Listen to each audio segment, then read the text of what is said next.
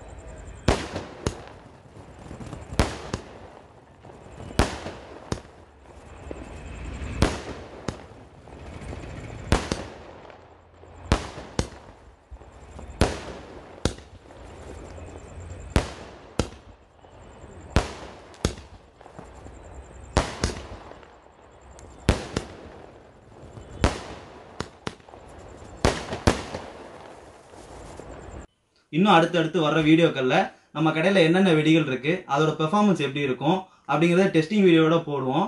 அதை பார்க்கறதுக்கு நம்ம சேனலை சப்ஸ்கிரைப் பண்ணிக்கோங்க. தொடர்ந்து ஆதரவு கொடுங்க. ரொம்ப நன்றி.